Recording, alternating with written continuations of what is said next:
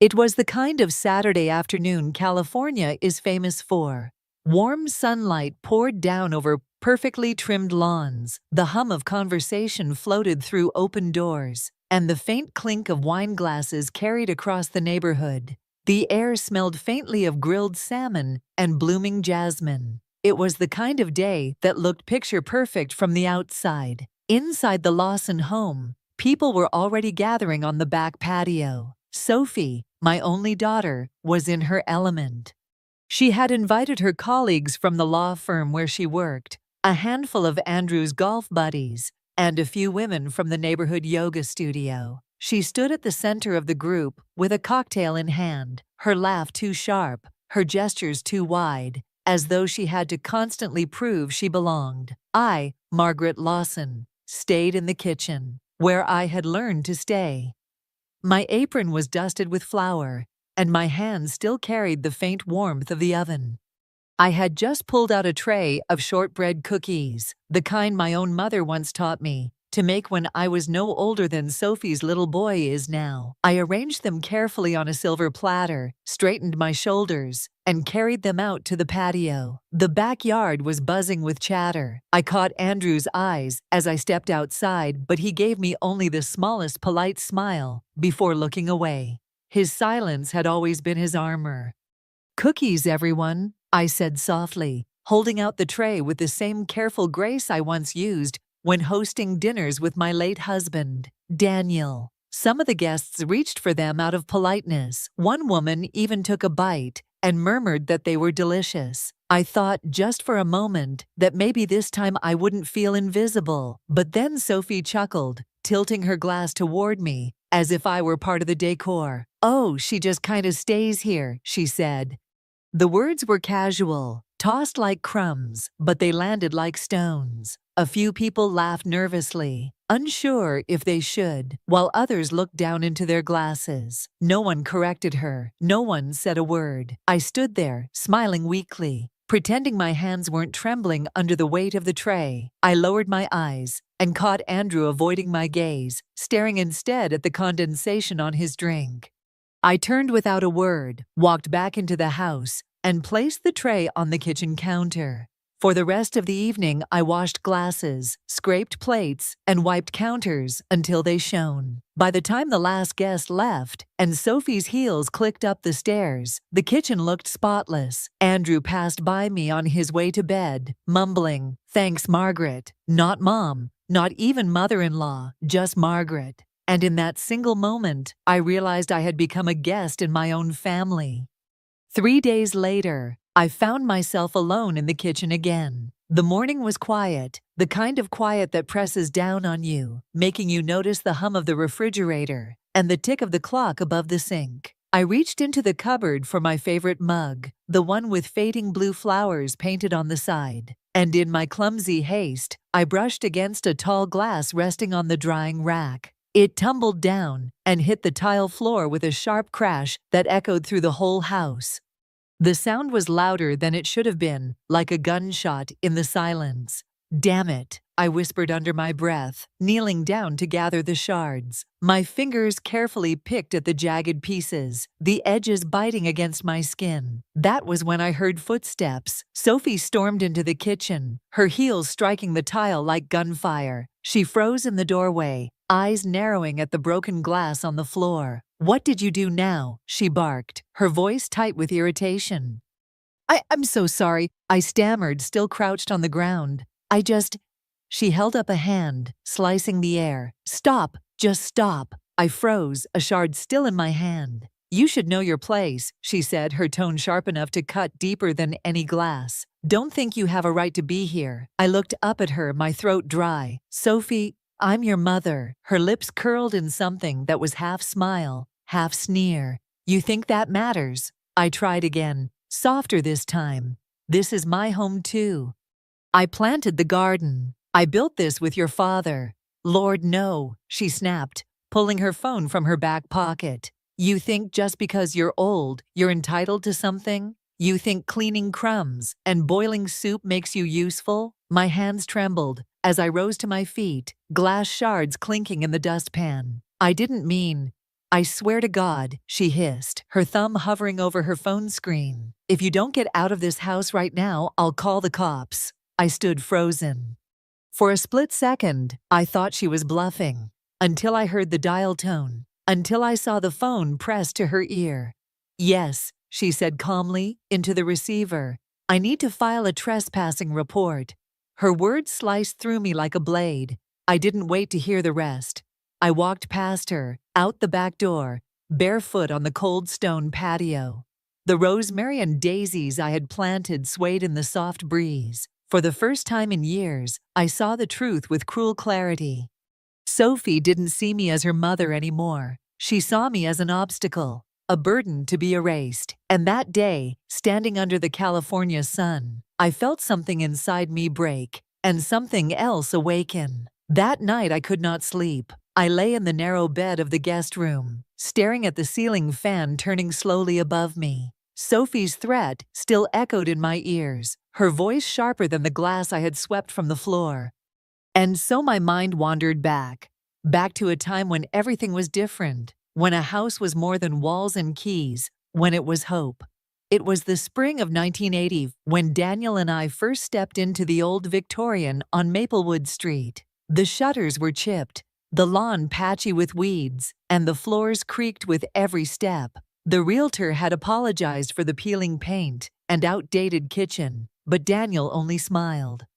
"It's got good bones," he said, running his hand across the worn banister. Like us, we had been married 16 years by then. 16 years of skipping vacations, of putting money aside from Daniel's shifts at the auto plant and my part-time work at the library. Other couples went to Paris for their honeymoon. We stayed in a borrowed cabin upstate, cooking canned chili on a camp stove, laughing as rain hammered the roof. That was who we were. No extravagance, only effort.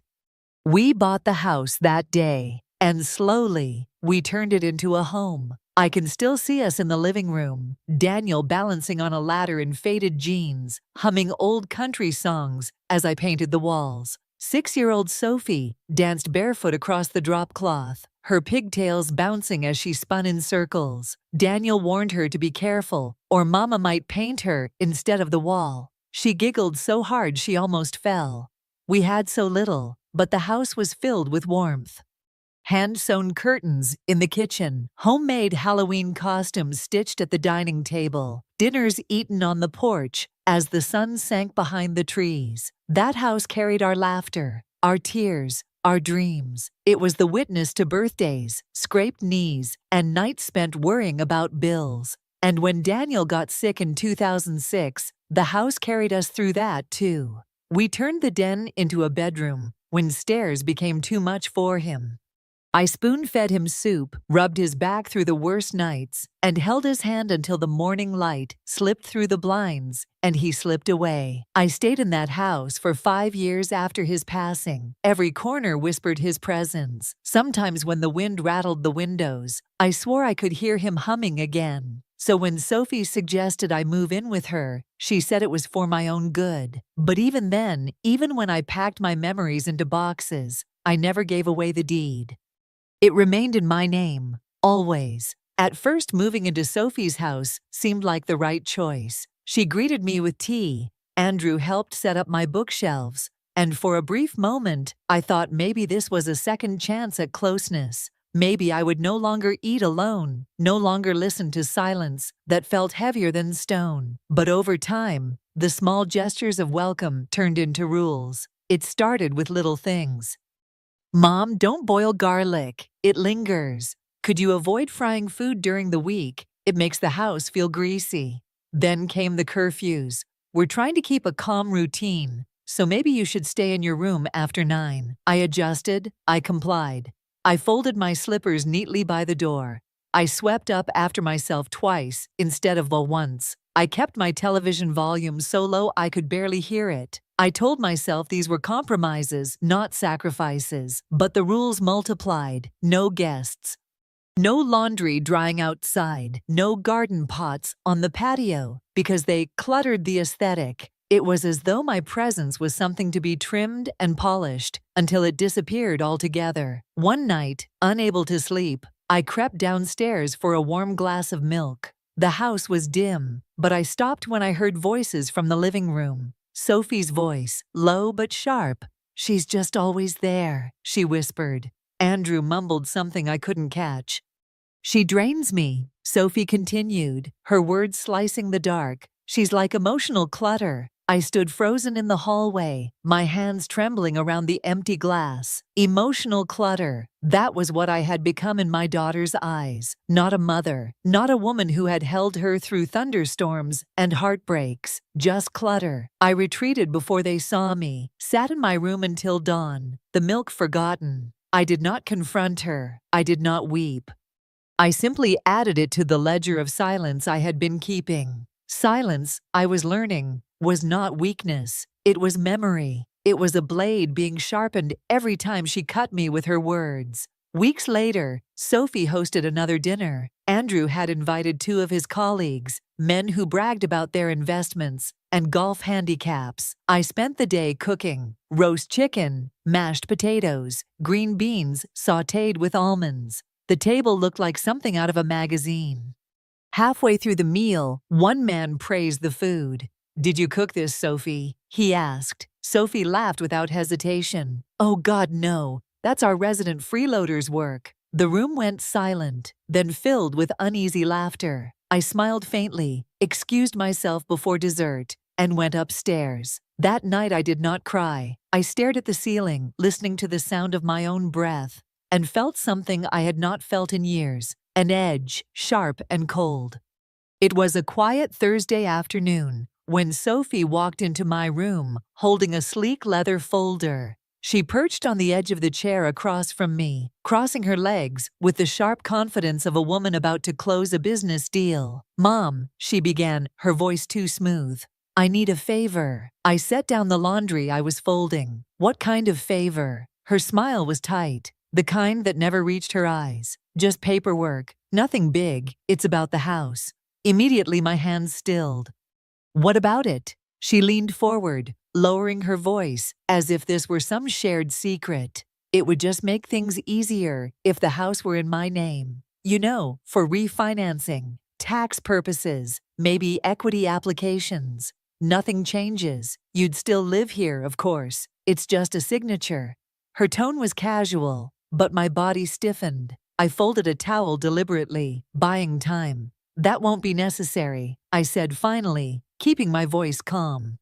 Sophie sighed loudly, as though I were a stubborn child. "Mom, don't be difficult. It's just paperwork. You wouldn't even have to leave the house." I looked her in the eyes. "No." Her face darkened. "No, no, Sophie. That house is still mine. It's the only thing your father and I built together, and I'm not signing it away." She stood abruptly, her chair scraping the floor. Without another word, she stormed out of the room. I thought that was the end of it.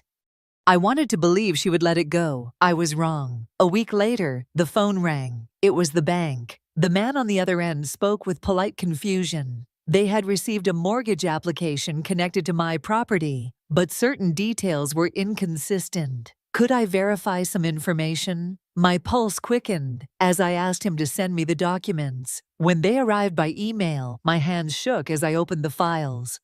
There it was, my daughter's forged signature, claiming she was the rightful owner of the house. Pages of lies declaring she had inherited the property, that she was now the one responsible for financial decisions regarding me, her elderly dependent. My throat tightened. This wasn't just disrespect anymore. This was theft. That evening I confronted her in the kitchen. "I know what you did," I said quietly. "I spoke to the bank." She didn't flinch.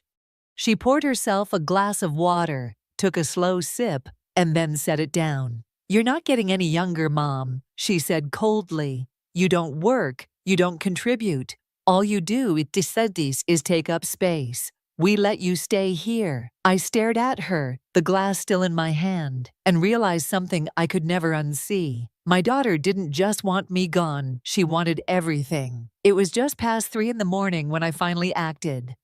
I rose from bed without turning on the light, moving carefully so the floorboards would not creak. My suitcase waited in the closet, dusty from years of disuse. I packed only what mattered: 2 changes of clothes, my worn leather wallet, the photograph of Daniel and me on our wedding day, his death certificate, and most importantly, the original deed to the house. I slipped on my shoes, folded a note, and left it under the porcelain teapot Sophie never touched.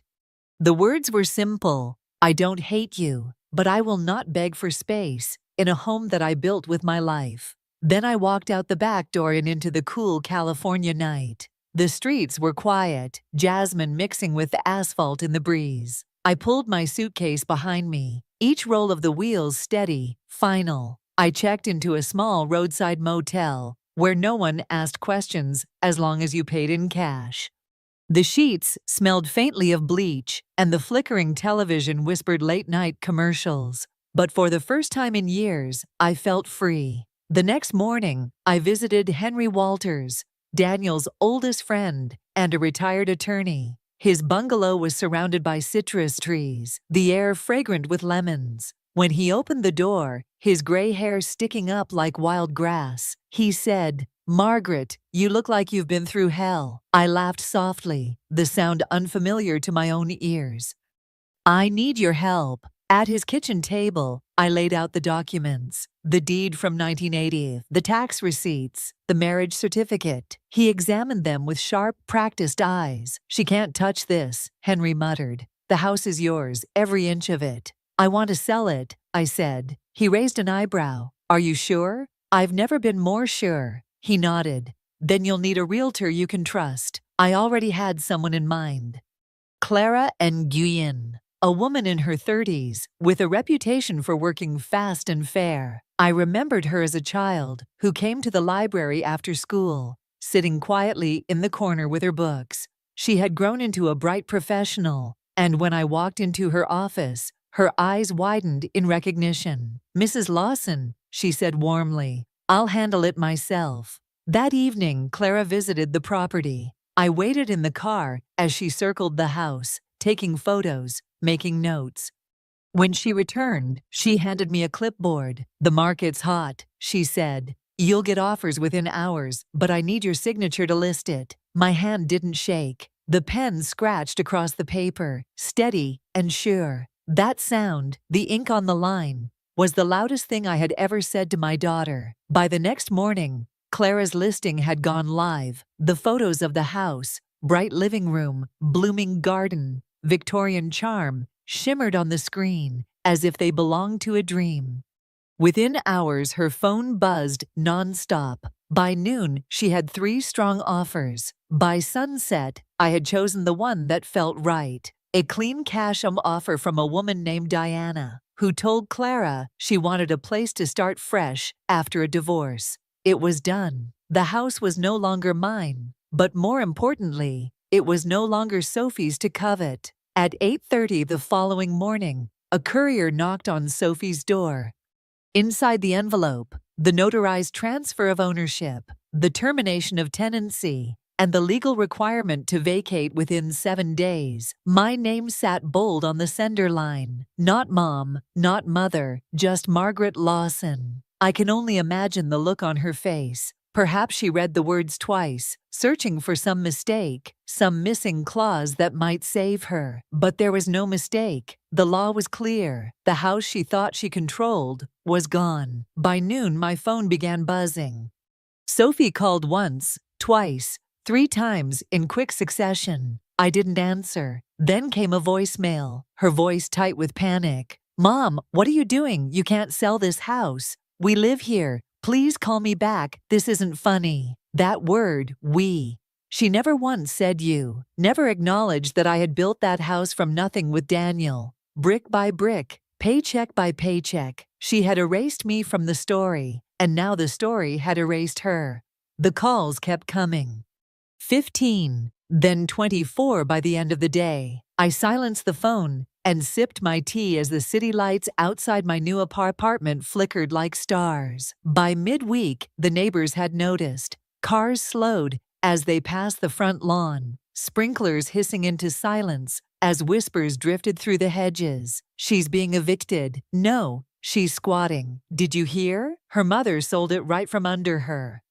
Sophie tried to carry herself with pride, stepping outside in oversized sunglasses and lipstick, too bright for the hour, but her swollen eyes betrayed her. The day the movers came, she stood at the curb with two oversized suitcases. Andrew leaned against his car, arms crossed. When she tried to hand him one of the bags, he shook his head. "I'm going to my mother's," he said flatly. "Andrew." Her voice cracked, but he had already slid behind the wheel and driven away, leaving her alone.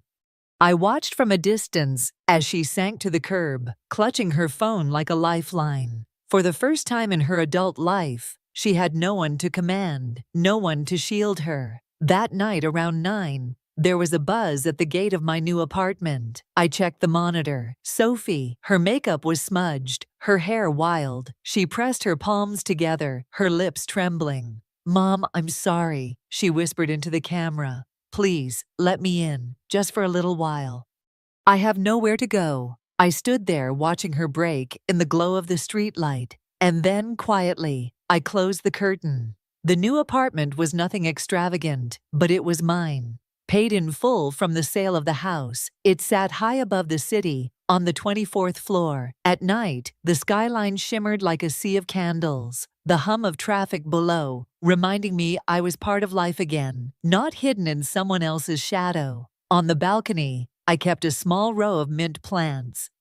Daniel used to love the smell, and sometimes I would crush a leaf between my fingers and let its fragrance drift over my morning coffee. For the first time in years, I breathed freely. The silence was no longer the silence of rejection, but of peace. Sophie's calls did not stop. The first week, she rang 10, 20, even 30 times a day. At first, I looked at the screen as her name flashed. My heart tugged in old directions, but I never picked up.